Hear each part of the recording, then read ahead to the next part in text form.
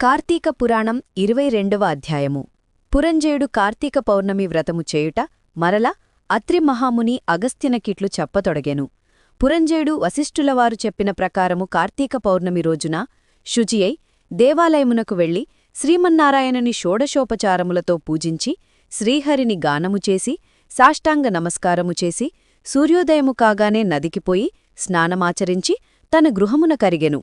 అట్టి సమయంలో విష్ణుభక్తుడగు ఒక వృద్ధబ్రాహ్మణుడు మెడనిండా తులసిమాలలు ధరించి పురంజయుణ్ణి సమీపించి, రాజా, విచారింపకుము, నీవు వెంటనే చెల్లాచెదురైయుండ నీ సైన్యమును కూడా తీసుకొని యుద్ధసన్నద్ధుడై శత్రురాజులతో పోరుసల్పుము, నీ రాజ్యము నీకు దక్కును అని దీవించి అదృశ్యుడయ్యెను. ఈతడెవరో మహానుభావునివలెనున్నాదు అని ఆ వృద్ధుని మాటలు నమ్మి యుద్ధసన్నద్ధుడై శత్రురాజులతో ఘోరముగా పోరాడెను. దెబ్బతిని క్రోధముతో ఉన్న పురంజయుని సైన్యము ధాటికి శత్రురాజుల సైన్యములు నిలువలేకపోయినవి. అదియునుగాక శ్రీమన్నారాయణుడు పురంజయుని విజయానికి అన్ని విధములా సహాయపడెను. అంతయూ శ్రీమన్నారాయణుని మహిమయేగదా. ఆ యుద్ధములో కాంబోజాది భూపాలురు ఓడిపోయి పురంజయ, రక్షింపుము రక్షింపుము అని కేకలు వేయిచూ పారిపోయిరి. పురంజయుడు విజయము పొంది తన రాజ్యమును తిరిగి సంపాదించెను. శ్రీమన్నారాయణుని కటాక్షమునకు పాత్రులైన వారికి శత్రుభయము కలుగుతుందా? విషంత్రాగినాను అమృతమే అగును. ప్రహ్లాదునకు తండ్రి విషాన్నివ్వగా శ్రీహరి అని ప్రార్థించి త్రాగగా అమృతమైనది గదా. శ్రీహరి కటాక్షము వలన సూర్యచంద్రులు ఉన్నంతవరకును ధ్రువుడు చిరంజీవియే గదా. హరినామస్మరణ చేసిన వారికి శత్రువు మిత్రుడగును, అధర్మము ధర్మముగా మారును.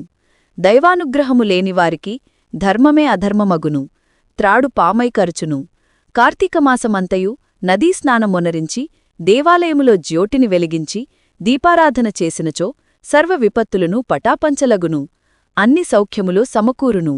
విష్ణుభక్తి కలిగి శ్రద్ధతో ఆ వ్రతమాచరించువారికి ఏ జాతివారికైనా పుణ్యము సమానమే. బ్రాహ్మణ జన్మమెత్తి సకల శాస్త్రములు చదివి కూడా విష్ణుభక్తి శూన్యమైనచో శూద్రకులముతో సమానమగును. వేదాధ్యయనమొనరించి దైవభక్తి కలవాడై కార్తీక వ్రతానుష్ఠాన తత్పరుడైన వైష్ణవోత్తముని హృదయపద్మమున భగవంతుడుండును. సంసారసాగరముత్తరించుటకు దైవభక్తియే సాధనము. జాతిభేదముతో నిమిత్తములేదు. విష్ణుభక్తి ప్రభావము వర్ణనాతీతము. వ్యాసుడు, అంబరీషుడు, శౌనకాడి మహారుషులు, మరెందరో రాజాదిరాజులు కూడా విష్ణుభక్తిచే ముక్తినొందిరి. శ్రీహరి భక్తవత్సలుడు, సదా పుణ్యాత్ములను కంటికి రెప్పవలె కాపాడుచుండును. ఎవరికైనను శక్తి లేని ఎడలా వారు తమ ద్రవ్యమును వెచ్చించి అయినను మరియొకరిచేత దానధర్మములు, వ్రతములు చేయించవచ్చును. శ్రీహరిభక్తులు అన్యోన్య సంబంధీకులు. అందువలన లోకపోషకుడు, భక్తరక్షకుడు ఆయన ఆదినారాయణుడు తన భక్తులకు సదా సంపదలనొసగి కాపాడుచుండెను. శ్రీమన్నారాయణుడు సర్వాంతర్యామి, 1000 సూర్యభగవానుల తేజస్సుగలవాడు, నిరాకారుడు, నిర్వికల్పుడు, నిత్యానందుడు, నీరజాక్షుడు, 14 లోకములను తన కుక్షి అందిడ్డుకొని కాపాడుచున్న ఆదినారాయణుడు.